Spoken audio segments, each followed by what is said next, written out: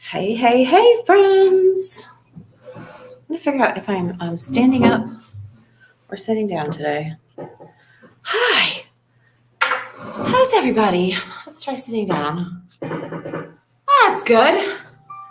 How is everybody?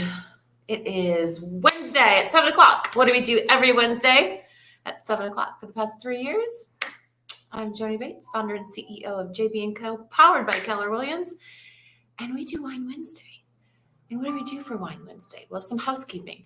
This is live, and I'm just in my dining room right now. And if you want to know about this wall, which is real brick, I'll hook you up with my designer, Becca, and she can get you all a good. But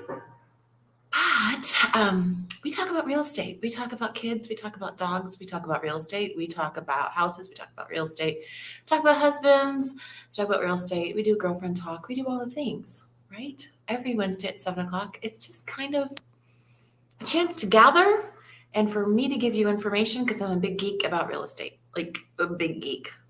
Like I love it so much. And at the end of a really long day and at the end of a day full of real estate, we all like, I like a little cocktail. And this comes to you from Allstate, Nancy Wells, Wells Associates. Thank you, Nancy Wells. What are we drinking today? Because if you follow me, you know that Harlow hears me get on Wine Wednesday and he wants some. We've got Diet Lemonade. It's so good, right? We're going to do our Diet Lemonade. And thank you, Mama Tanya, for this because Chick-fil-A lemonade is the winner. But this is a close second. Okay, come say hi. Are you going to come say hi? Because you do this every time.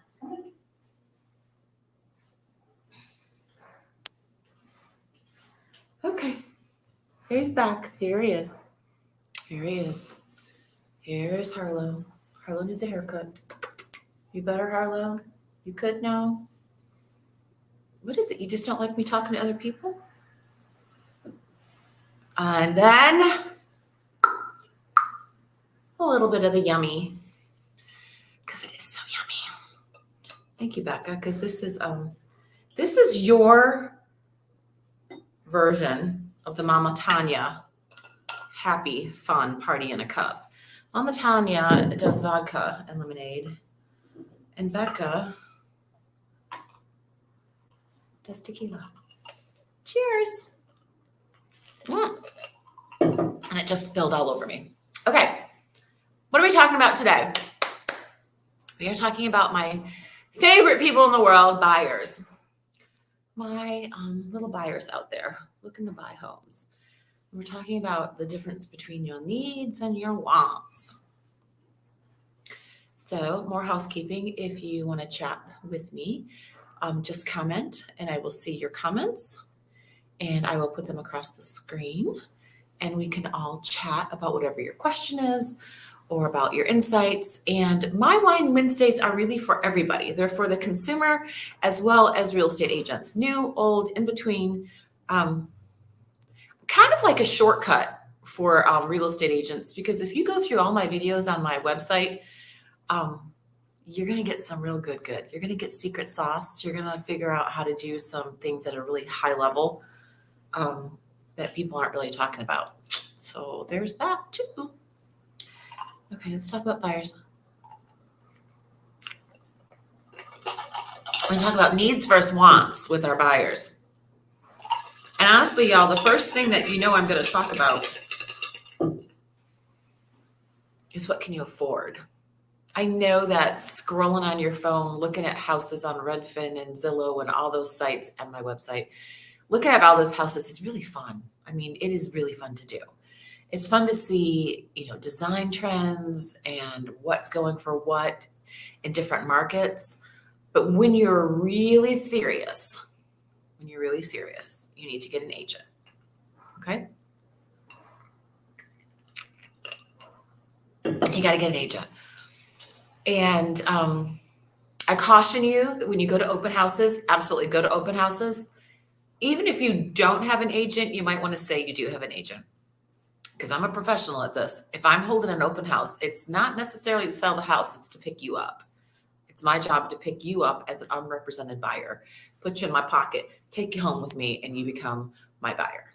Okay, so remember that. Remember that. If you don't have any intention of that happening to you in that way, then just buyer beware. Because us real estate agents, when you come to an open house that we're hosting, our goal is to put you in our pocket, take you home, and you become our client. I mean, you'd be a happy client, that's for sure. But when you're a buyer, that's something to remember. So you have decided to buy a house. You know what you want. You've got all that granite, and I want a fireplace. I want a large primary suite. I want a soaking tub. I want a fenced yard. I want 5 bedrooms for $150,000 in Cobb County. Crickets. Sure, you can want that all day long. You'll never find it. You will never find it. So buyers, image versus reality. Those need to come together. And the only way that image and reality come together is with information. Information is getting a good real estate agent, and that real estate agent putting you with a lender. Now, I know it's really easy to just click the button when you're lying in bed and you're like, oh, I like this house. Well, Zillow has a lender. That might as well be the button, the red button.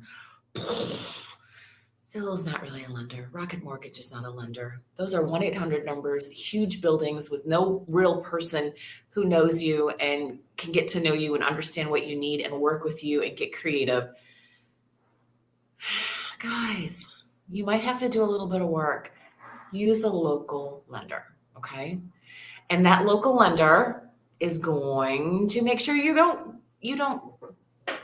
overbuy. You do not want to be house poor. I am a mom of 4, okay? 26, 24, 22, and 19. I will not ever let my kids get into a bad financial situation because they didn't have enough knowledge. And you need to get that knowledge from your lender. Truly, you really just need to know how much you can afford a month, and then work backwards. Now, absolutely. Could you, according to your wages and according to this, when the moon goes here and the sun goes here and the tide does this, you can afford this. Okay, but really, is that what you want to afford? Because you might have big hobbies and big expenses that you don't want to give up. So be realistic. Number one, my buyers, be realistic about your monthly payment. And don't forget, when you buy a house, sometimes they don't have blinds, they don't have toilet paper holders, they don't have towel racks, they don't have all sorts of things that you're thinking like, why? Why does this home not have this, particularly if it's new construction? Because they don't have to. And then you're going to have to buy all those things. So there is a cost of purchase. There's a cost of getting into a brand new home. Now, of course, you buy a resale, it'll have those things, but then you're going to want to change the carpet and change the paint. So there's money that has to be spent other than your down payment and perhaps your closing costs or so, okay? I know that wasn't fun. Joni's talking about buyers and needs versus wants, and she goes right for the throat. She goes right to the money. It's true though, my friends, my buyers, it's all about the cash. And then here's another pro tip. You do not make money when you sell your home. You do not make money when you sell your home. You make money when you buy your home. So the idea is to get a home by using a really good real estate agent that has been on the market for a minute, that might have some cosmetic issues, that might need a little TLC, so that you are buying that home below market value. So you have instant equity, and then that can serve you in the future. Your home can and should be used as your bank. Your home can and should be used as your bank. Okay, now let's get to the fun stuff. When you are sitting there and talking to your agent, a good agent worth their salt is going to give you a buyer's presentation. And you are going to answer really bizarre questions that you think have absolutely nothing to do with buying a home. Like I would say to you, what's your vibe? What do you like to do on Saturday night? What did you do the past 3 weekends? I'm going to ask you how you spend your time, how you spend your money. Those are two valuable resources. How do you spend your time and how do you spend your money? And then I'm going to work backwards into finding the perfect home for you. And a lot of times the perfect home for you is not the perfect home that's in your head. Because you're saying to yourself, I need a big yard and I don't want to be in an HOA and I have a dog and I want to get chickens and it would be great to buy a fixer-upper. And then I hear you saying, but last weekend we were at a wedding. The weekend before that, we were in Colorado and we were skiing. And then in 2 weeks, we plan on going out to the mountains. And okay, I'm hearing you say, you don't want a big house. You don't want a big yard. Do you even want a dog? Because you're busy. You're in your 20s, 30s, and you are living life. You don't have kids yet. Maybe your first home doesn't need to be that house. But if you're renting and you have the right debt to income ratio, yes, you should own a house, but it doesn't necessarily have to be that house. Okay. I know. Again, Joni, what are you coming at me with all this logic for? Truthfully, if you are young and you are starting out and you are, or not even young, whatever, first time home buyer, I encourage you to buy something that is like a duplex or a quad, because your FHA loan, your VA loan can get you into that space for 2 years and a day. And then you've got rent off those other units, and then you can leave. It's no longer your primary residence. And that space, that property becomes an investment property. And then you can go on to that forever home that you were thinking about that's in your head with the acreage and the dog and the chickens and the big older house. That doesn't have to be your first step. Okay. I know, again, not fun. Joni, really? You're doing this to me again? Yeah, I am. It's reality. Image versus reality when you're a buyer need to come together so that you can have a good process and not get frustrated. And a lot of that has to do with building wisdom, knowledge, information. And the only way to get that is from a professional. Find a professional agent who is going to talk to you and not necessarily give you the answers you want, but comes around and says, okay, from what I hear you are saying, perhaps this property would serve you better for the next 3 years.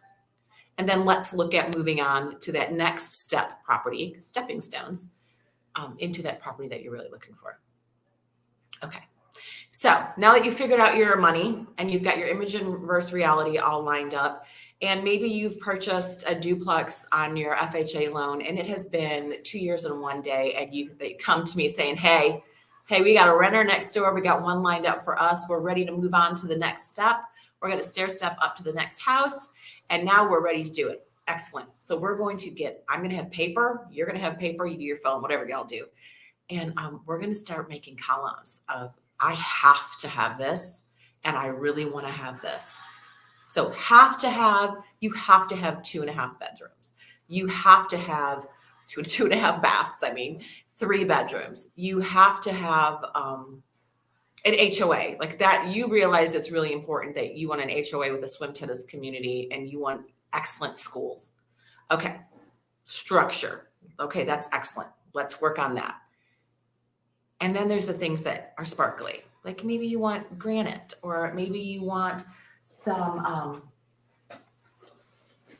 something unique. Like you want a soaking tub, or you might want an apartment situation. Like you might have a garage that has an apartment upstairs. Like you might want some of those things that, truth be told, you could probably do yourself later, but we can put that on the list, because if we find that, as long as it has everything that's on your needs side, you can throw in some wants, right?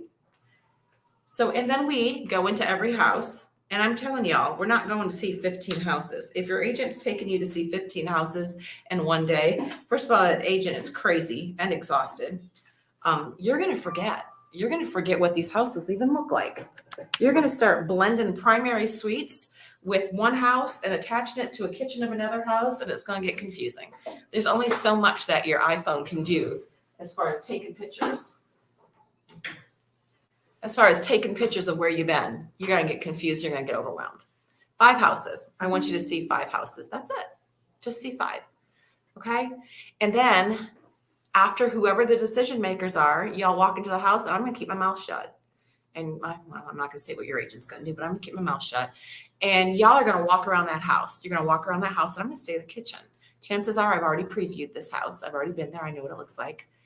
And then we're going to meet in the kitchen. And I'm going to say, okay, so before we really talk this out, before we really hash it out, why don't y'all stand back to back, okay? And I want each of you to hold up a number. 1, run, get out, done. It's haunted. I hate it. No way.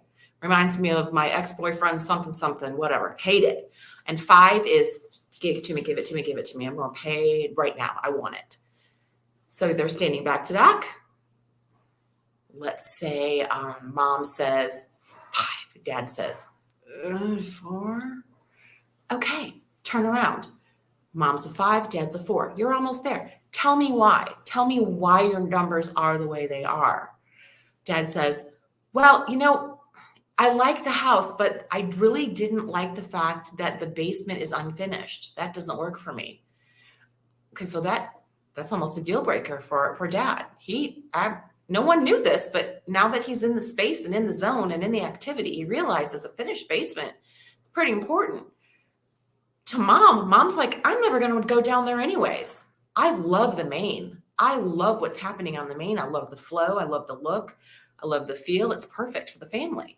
So then they need to have that conversation about, is it a deal breaker not to have a finished basement? That's not necessarily a conversation that you as an agent are a part of. That's for them to figure out. So now you're going to the next house. You're going to do the exact same thing. Now you're starting to build a picture for them about what do they actually want. A little psychology going on here. And then quite frankly, most of the time we end up not doing the next 2 houses because they don't match what they want. But they didn't even know that until they were into the activity. So as an agent, give space, give time, don't rush them. That's not kind. You need to make sure you have plenty of time to show them the house, to give them a chance to feel the house and really understand what they want and need. And for you as a buyer, you need to give yourself that time too. It's really difficult if you are in a crunch when you've got kids running around or circumstances and it's hard for you to get in the moment. Now, as an agent, I will take some of that for you. I will take kids in the yard to play. I will give you the space that you need so that you can really process what you're doing, okay? You should have about 3 days of showing homes and then you should be completely done. Day 1 is all about learning. Day 2 is about narrowing the area. Now that I know what you want, now I got to know where do you really want to be? How long is it going to take you to get to work in Atlanta, right? How long you want to be in your car? You like your car because you're going to love it. You got to love it because your butt's going to be sitting in that car for a while. So it's location. And then the final time we're going to see the one you loved, maybe a second time, and we're looking at putting in offers. So that's how it should work. Now, if you're tire kicking and pillow picking and you just like the process, don't necessarily find me as an agent because I do business. Now, I do have time to find the perfect home. But if you truly are just looking to get in the door because you saw that the bathroom was beautiful, remember, we get paid on commission and we don't get paid by you when you're a buyer. Okay. Remember that. So be kind to your agent.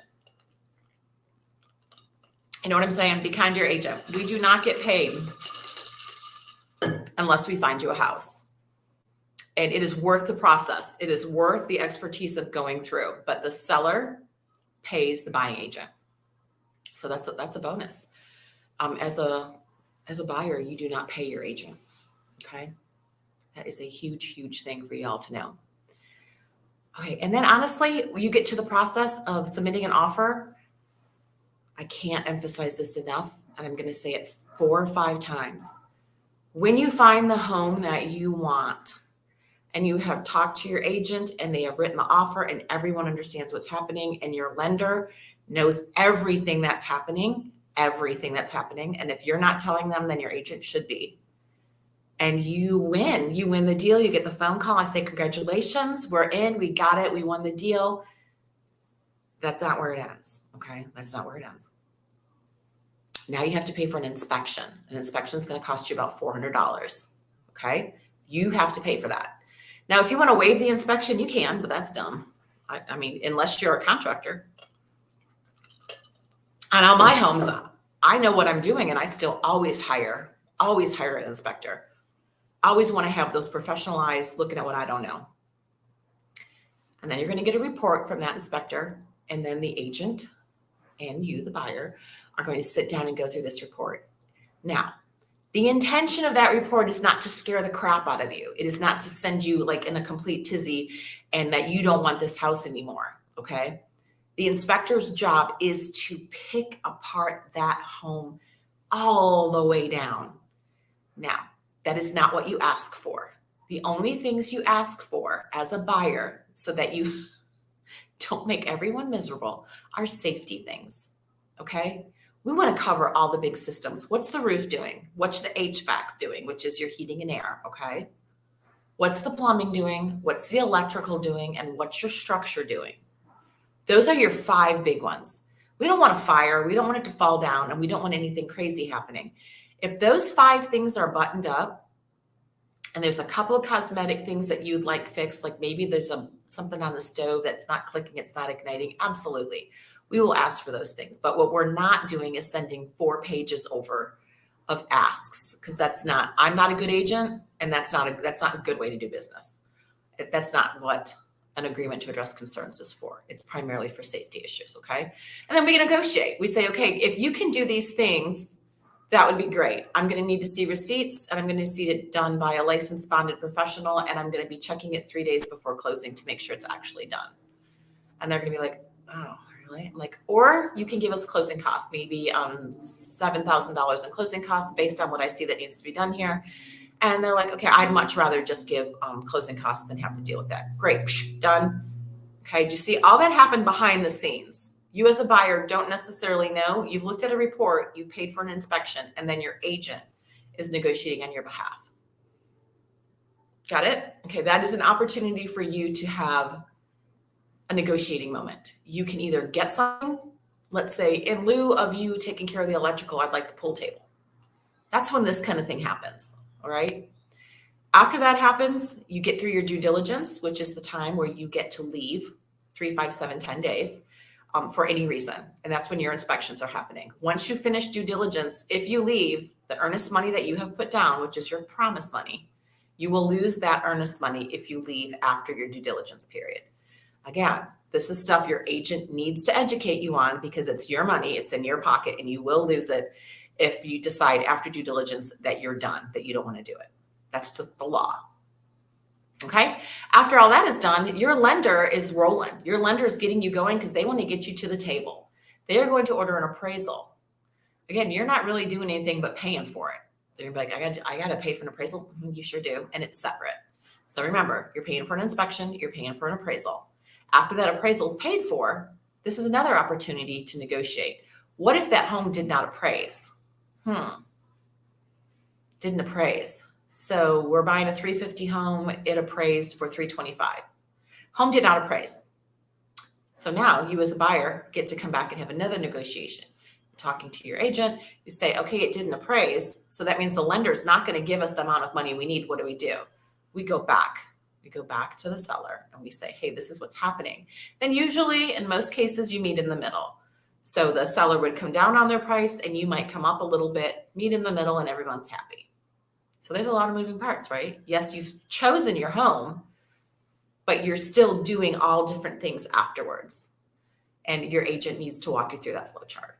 Okay. And then at the end, the amazing end, is 3 days before closing is how I usually do it. You go and you check on all the things that have been done, the electrical, the roof, all that. You make sure it's done. The receipts are there. Everyone's happy. This is great. This is amazing. I love it. Thank you so much. And then you go to closing. That's it. When you go to closing, you are going to have wiring instructions beforehand. Usually 48 hours beforehand, you wire your money to the place that the attorney's office tells you to wire it to, and you call and you say, is this the number? And they say, yes, this is the number. And you say again, is this the number? Yes, this is the number. To make sure when you wire that money, it's going where it's supposed to go, because that is the biggest form of fraud. There's professionals out there who try to steal from you. I need to emphasize that. You do your job really well to do whatever you do, and criminals try to do their job to steal from you. So it's your job to make sure that they can't steal from you. And that is part of wiring money to an attorney and making sure you've got the right numbers. And then you get ready to go to closing. Now, with all of that being said, my sweet buyers, please, please, please, please, when you go under contract on a home and you're super excited, and I know you're excited, it's a wonderful time, please do not make any major purchases. What does that mean? Do not go out and buy furniture because now you're thinking about your amazing dining room and you've seen this table that's at Pottery Barn and it's so cool and it's on sale and I opened a credit card and I got it.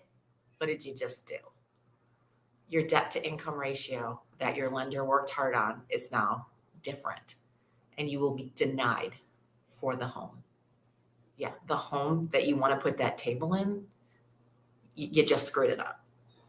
Okay? Don't make any major changes. Do not open any credit cards. Lord, do not buy a car. Do not do anything. Shut it down for that period, which is only going to be 30 to 45 days between the time that you go under contract and the time you close. Shut down the finances. Just sit on it, okay? Just sit on it. Don't do anything. Your debt to income ratio will be pulled one more time before you close. And if anything has changed, you will not close. I have seen this too many times. It is so heartbreaking. And then we all start spinning our wheels, doing everything we can to try and make it work for you. When in reality, all you needed to do is keep your income just right where it was at. And if you have a lot of investments and you have companies or whatever, don't do anything with those companies. Don't change things. Don't change owners. Don't sign any legal documents. Don't make any changes to your portfolio during the time you're under contract. Just wait. They'll understand. I'm buying a house right now. I can't sign in that LLC to do whatever, dissolve, add, become a partner in. I'm going to need to wait until after I close. So my debt to income is the same. Oh, absolutely. Totally understand that. Can you hit me up after closing? Absolutely. Sounds good. That is normal. So please, please, please, please, please, as buyers and you're under contract, do nothing. Do nothing with your credit, not even cash, because they will see, they pull from your account and your bank statements. Where did that $3,000 go? I mean, truly, that's how line item it can get. Okay, so now I've just gone mama bear on you all about that one. Do you have any questions, my friends? Any questions? Oh, no questions for my buyers? Speaking of buyers, I've got a bunch of listings. I have a lovely listing in Decatur, 1431 Linkwood Drive. It's being offered for $440. It is a 2-bedroom, 2-bath, and a designer's dream. Designer's dream. We have an open house this weekend. So that's 1431 Linkwood Drive. We're also having an open house at Mossy Way, Harrison High School. It is a ginormous house in Lost Creek. I had that on assignment and I was trying to assign and it wasn't working. Kennesaw's not ready for assignments. So that is being offered for $610. It is a huge house that needs some work. You're going to probably put in a minimum of $70,000 into this $610 house. But it's worth it. Again, it's in Lost Creek. It's 267 Mossy Way. That will have an open house this weekend also. And then we are also doing an open house at Belgray. Oh my goodness. This is a beautiful executive home, Woodbridge at Hamilton Lake. Come see us at Belgray. Again, open houses Saturday and Sunday from 2 to 4 at all these locations. And also I have 3 coming soon. And one is a cute little home that is going to be $275, and that is in Villa Rica. I think it's in Villa Rica. Yeah. There's another one in Chimney Springs with a pool, stunning designer home that is going to be $750. That one, if you are interested in East Cobb, wow, Chimney Springs house with a pool, incredible. And then there's another one in Powder Springs. It is on Sassafras Lane, and they're having a garage sale this weekend on Saturday. So go to Sassafras Lane, Powder Springs, and that is being offered for $575. So we have a lot going on at JB & Co. A lot. So It's all good. Blessed, blessed, blessed. So you all give me a call, 678-788-6465. If you're looking at buying, there are so many moving parts. You don't have to choose me as an agent. I just want to make sure you understand what it means when you purchase a home and that it is not all rainbows and lollipops and getting on Zillow and picking out the granite countertops and the soaking tub. There's so much more to it, and you need to be guided by a trusted advisor. Okay. So I got more houses to show, speaking of buyers. And so you guys be well, be blessed, and I will see you next week. All right. Take care.